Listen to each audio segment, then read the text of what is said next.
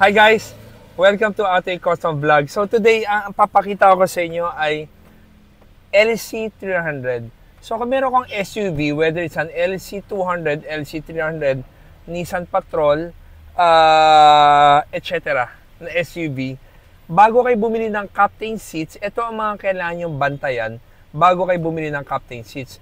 Unang-una, ang headroom mo. Ito 5 daliri mo ay pasok ba?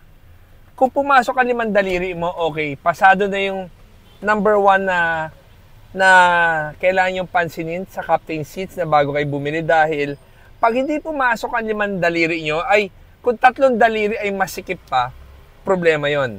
Number 2, dapat ang tingin mo sa kalye ay parang hindi ka na sa balcony dahil, again, kung babalik ka sa mataas ng upuan mo na kaganyan, hindi ka komportable dahil hindi mo nakikita yung kalye na diretso. Tapos, number 3, itong variant na to ay pang 6-seater. Meaning, meron kaming access na daanan na papunta sa likod. Kasi karamihan ng pag nagkabit ka ng captain seats tulad dito, ang iisip mo na number 1, paano ka makakapasok sa likod? Kung dalawa lang ay okay lang eh.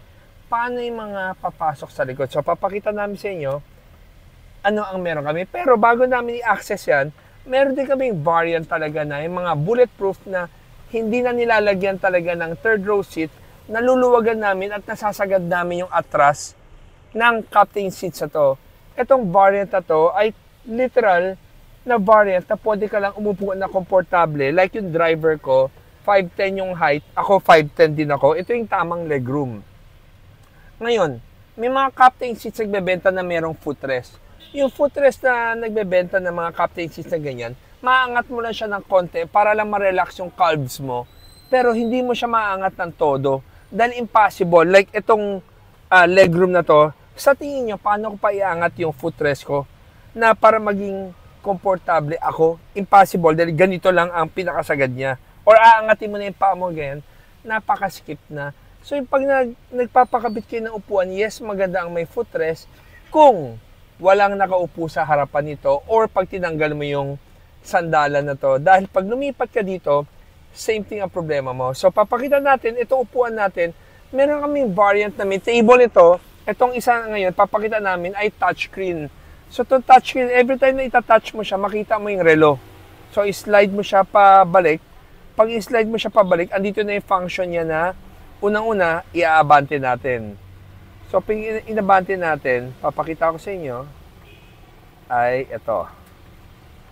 So, ang layo na pwede iabante, yan o. After mo siya maabante, ang next mode niya ay gusto mong gusto mong dumaan na yung tao.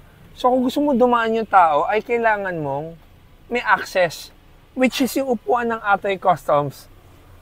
Meron siyang access going to the third row. So, ang binibenta ng Ate Customs sa upuan, hindi lang kami basa-basa nagbebenta. Iniintindi rin namin ano ang need ng mga client natin. So, sa mga client na importante to, lagi namin ginagamit ng upuan na to para may access. Kasi itong mga upuan to, pag ito ay binaba mo, hanggang dito siya eh. Meron pa magsabi mag-request sa amin, pwede ba yung railings i-atras pa para yung atras mo maisagad mo? Kaya ng railing si atras, pero magiging problema mo, hindi mo na matutupi itong third row kasi pag tumupi siya, saktong-sakto dito. Ewan ko lang kung abot ko. Ito ang mangyari. Yan o. So pag tinupi mo yung LC300 kasi, magkakaroon ka na ng lagay ng gamit. Ngayon, papakita ko naman sa inyo, pag inatras namin itong upuan na to, kung bakit hindi mo na siya pwedeng isagad. Yan. Dahil dito. So, ito yung sagad. So, pag sinit upright mo naman siya,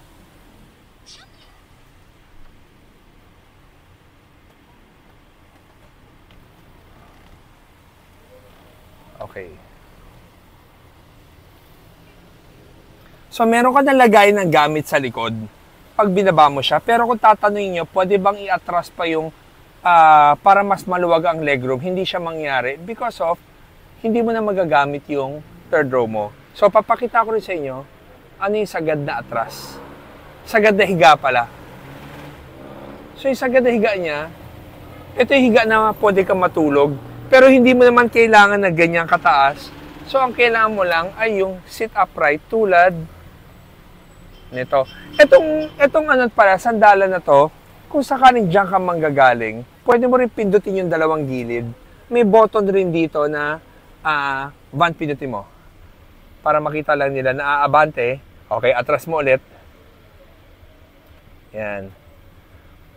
Pwede dyan, pwede mo siyang isetting sa memory na para naka-program na siya memory 1, memory 2. Parang like other European cars na pag sinet mo yung program mo para sa upo mo talaga. So, nasabi ko kanina, meron pa kami variant na kung sakaling bulletproof to, meron kaming center console na kinakabit na konektado dito. Magiging 2-seater lang talaga yung likod na hindi mo na gagamitin yung third row.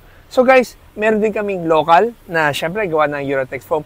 Ang dami naming pwedeng offer sa mga LC owners. So kung sakaling maging interesado kayo, tawag lang kayo sa 3411-5858. So guys, like ko siya sabi, every day is a blessing. At saka, no hatred. Alam ko maraming negatibong nangyari sa buhay natin. Pero tatandaan nyo, tuwing ikaw ay gumigising, it's always a blessing. Tomorrow is not promised. So guys, thank you for watching. And always remember, Jesus loves you and God bless. So guys, sa mga tatanong, paano kung babiyahe ako? Gusto ko nang nakaangat yung paa ko. Walang problema. Kasi kung gusto mo iangat paa mo, mas komportable pa na gawin mo to.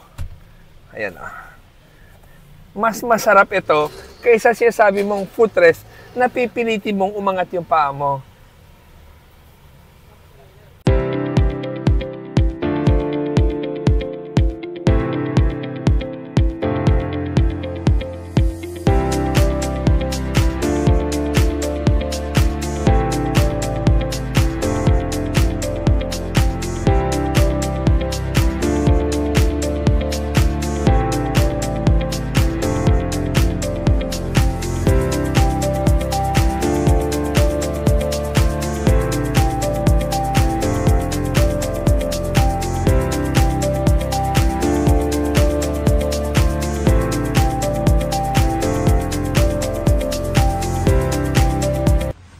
여러분, 저희와 띠난하게 타세요.